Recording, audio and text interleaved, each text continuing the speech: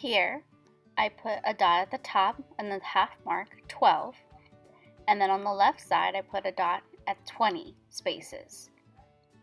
Now I am drawing the dates for this week, May 6, 7, 8, 9, and then on the right side I did the same 12 dots at the top, 20 dots on the side, and continue the rest of the dates for the 10th, 11th, and 12th.